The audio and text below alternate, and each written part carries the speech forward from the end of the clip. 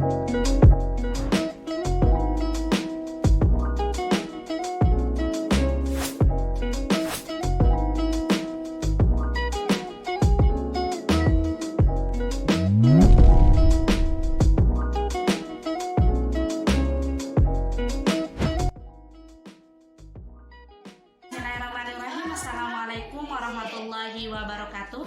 Saya Lala Fitri, mahasiswa Universitas Islam Negeri Mataram, NIM 1905010171. Di sini saya akan mempresentasikan mengenai perencanaan bisnis kami, yaitu boba klasik. Indonesia adalah negara beriklim tropis yang berarti cuaca panas menjadi hal biasa bagi masyarakat Indonesia. Kita dapat lihat di sebagian daerah di Indonesia, stand minuman seperti jus buah, sup buah, es buah, cendol, dan lain sebagainya sudah begitu lumrah di masyarakat kita. Bisnis tersebut terus bertahan, bahkan semakin berkembang sampai sekarang, karena memang didukung needs dan wants dari masyarakat Indonesia yang tinggal di daerah tropis, tidak terkecuali di Lombok. Dengan keadaan tersebut, kami mencoba menangkap kesempatan yang sama, tapi dengan produk berbeda. Di sini kami akan mencoba untuk menyalurkan interest kami mengenai susu dan kue dan jajanan yang terbuat dari tepung tapioka menjadi sebuah produk minuman, yaitu boba drink, dengan beraneka rasa dan menyuguhkan ke konsumen. Boba klasik adalah bisnis yang menawarkan minuman boba drink dengan berbagai varian produk yang unik. Boba klasik akan memulai usahanya di Jalan Lingkar Selatan, Jempong Baru, Kecamatan Sekarbele, Kota Mataram, Nusa Tenggara Barat. Target pemasaran kami ialah dari semua kalangan, terutama yang menyukai rasa manis atau hanya sekadar menyalurkan dahaganya saja. Dalam bisnis kami menggunakan beberapa strategi pemasaran. Yang pertama, dengan cara membuat atau membentuk stand yang ice chatting atau yang instagramable. Kemudian yang kedua ialah mempromosikan produk kita melalui media sosial seperti Facebook, Instagram, TikTok, dan lain sebagainya. Kemudian yang ketiga ya dengan mempromosikan melalui pamflet-pamflet dengan menyebar pamflet atau brosur. Dan yang terakhir, kami akan memberikan minuman gratis kepada pelanggan yang pertama kali membeli produk kita. Harga yang kami tawarkan mulai dari 5.000 sampai dengan 9.000 tergantung dari ukuran cup yang di request dari customer atau pembeli. Sistem penjualan kami ialah sistem penjualan langsung yang dimana pembeli akan memesan produknya atau es boba, kemudian kami sebagai karyawan akan langsung membuatkan pesanan dari pembeli. Kemudian untuk karyawan, kami mentraining karyawan kami dengan sebaik-baik mungkin, mulai dari cara membuat minuman sampai dengan attitude-nya. Selain karyawan, kami juga sangat memperhatikan physical evidence dari bisnis kami. Kami membangun bisnis yang sangat instagramable sesuai dengan permintaan kaum milenial sekarang ini. Sekian dari pembahasan saya. Assalamualaikum warahmatullahi wabarakatuh. Nama saya Muhammad Kasal, saya dari kelompok 4. Saya akan menjelaskan sedikit tentang bisnis plan yang kami pilih, yakni tentang boba, baik itu aspek organisasi, aspek manajemen, maupun aspek produksi.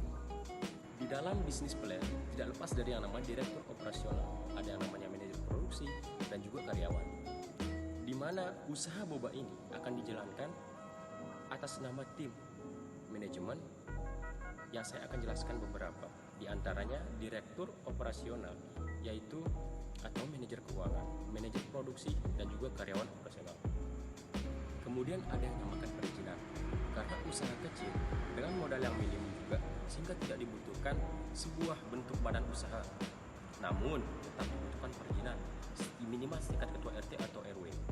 Dan selanjutnya aspek produksinya, dimana pada aspek produksi minuman boba yang kami pilih adalah bentuk blend, sehingga dalam proses pembuatan membutuhkan proses mix ataupun di blender juga. Campurannya adalah berupa premix atau bubuk siap seduh, dan juga beberapa varian rasa ataupun bebas es batu dan air, dimana setiap kita memproduksi boba tersebut akan memiliki proses produksi yang dimana secara garis besar produksi kami diproses dengan 7 langkah, yaitu akan saya yang pertama, memasukkan es batu ke dalam blender, penambahan air minimal 200 ml, kemudian penambahan premix atau campuran utama, mixing dan blender, penuangan boba dalam gelas, penambahan topping, ataupun yang kemudian setting.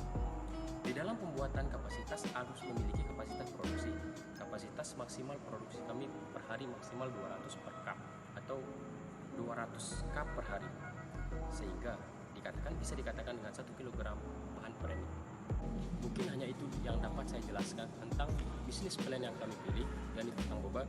Saya Muhammad Faisal. Assalamualaikum warahmatullahi wabarakatuh. Halo, assalamualaikum warahmatullahi wabarakatuh. Nama saya Muhammad Iskandar Dinata. Saya dari kelompok 4. Saya akan menjelaskan bisnis plan yang kami miliki, yaitu tentang boba. Baik, yang saya jelaskan adalah tentang aspek keuangan. Strategi sumber pendanaan. Sumber pendanaan modal merupakan biaya pribadi dari pemilik usaha, yaitu sebesar 9 juta rupiah. Yang kedua, proyeksi keuangan, yaitu investasi awal adalah 8,887 juta.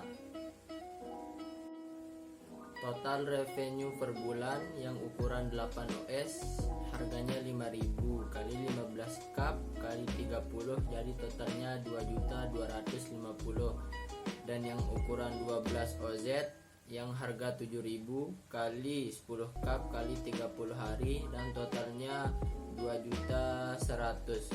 Ukuran 20 OZ yang harganya 9.000 kali 5 cup kali 30 hari, totalnya 1.350.000. Total per bulan jadinya adalah 5.700.000. Net income R dikurang TC, yaitu 5.700.000 dikurang 420, yaitu 1.450. Net pada awal bulan atau pembukaan investasi awal yaitu 8.887.000. Penjualan bulan awal yaitu 5.700.000. Net loss periode awal yaitu 3.187.000. Net loss periode awal sama dengan sisa investasi awal. BEP sama dengan sisa investasi awal atau net income per bulan plus 1.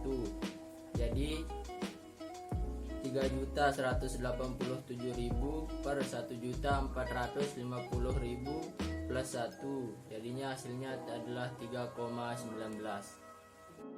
Berarti waktu untuk balik modal adalah sekitar 3,5 bulan. Baik, selanjutnya saya akan menjelaskan tentang analisis SWOT. Yang pertama, strength atau kekuatan. Minuman boba dapat dikonsumsi bagi semua kalangan dan semua umur. Terdapat banyak varian rasa sehingga konsumen dapat memilih rasa sesuai dengan keinginan dan agar tidak bosan. Desain kemasan yang digunakan cukup menarik dan dapat digambar sesuai keinginan dan ditaruhkan nama sesuai keinginan pembeli. Proses pembuatan cepat dan mudah sehingga konsumen tidak menunggu lama. Yang kedua, weakness atau kelemahan. Harga terhitung tinggi untuk beberapa kalangan sehingga menjadi pertimbangan bagi konsumen ketika hendak membeli. Permintaan konsumen yang menurun ketika sedang musim penghujan. Banyaknya pesaing jika menggunakan boba di daerah sekitar tempat usaha ini. Yang ketiga, opportunities atau peluang. Melihat antusias masyarakat terhadap minuman yang menggunakan boba, usaha ini dapat berkembang dengan bagus. Pemilihan tempat yang strategis seperti pada daerah sekitar sekolah atau perguruan tinggi, karena salah satu dari peminat minuman boba ini adalah kalangan siswa dan mahasiswa. Penggunaan bentuk unik boba dan banyaknya varian rasa di sini juga dapat menarik minat masyarakat untuk membelinya. Yang keempat, yaitu yang terakhir, adalah threat atau ancaman. Munculnya pesaing minuman boba dengan merek lain. Terdapat pesaing yang juga membuka usaha yang sama di Arca yang berdekatan dengan lokasi usaha ini. Konsumen yang sudah mulai bosan dengan varian rasa yang tersedia, kurangnya fasilitas serta kenyamanan tempat untuk konsumen. Baik, terima kasih. Mungkin itu saja yang dapat saya sampaikan tentang aspek keuangan dan analisis SWOT. Sekian dari saya. Wassalamualaikum warahmatullahi wabarakatuh.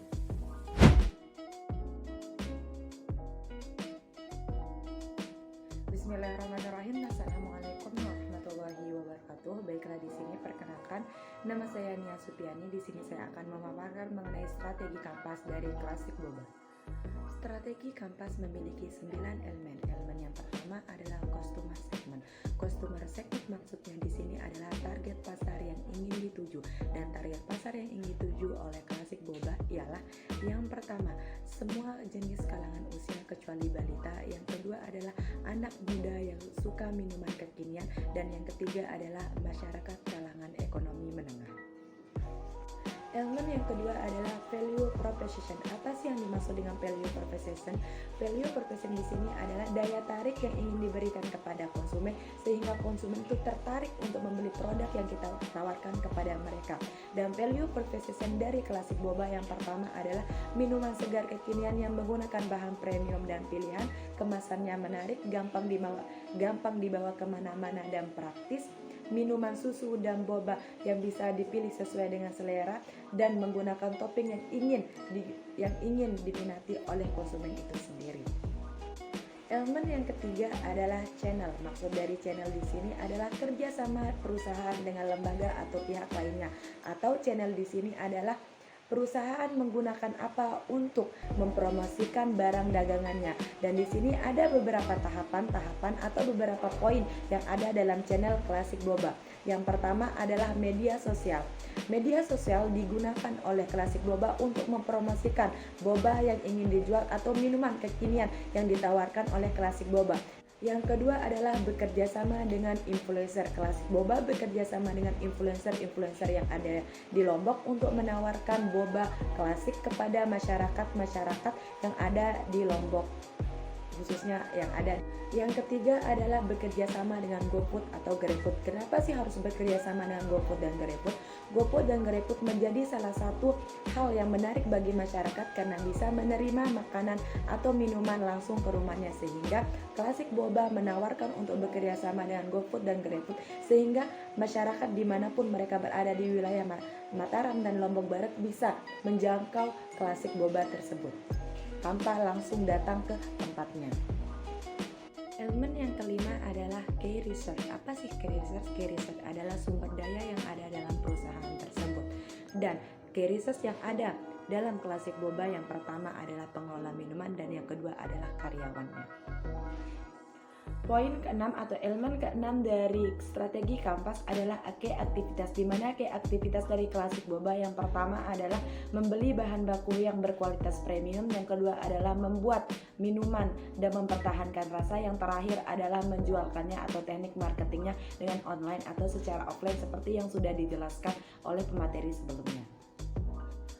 Poin yang ketujuh dari strategi Kampas adalah key partners, di mana key partners ini adalah perusahaan bekerja sama dengan lembaga atau pihak lain. Dalam bentuk apa sih? Yang pertama, pemasok bahan baku, yang kedua pemasok kemasan, dan yang ketiga adalah pengolahan baku dari boba klasik atau Klasik Boba yang akan kita jualkan atau yang akan kita dagangkan.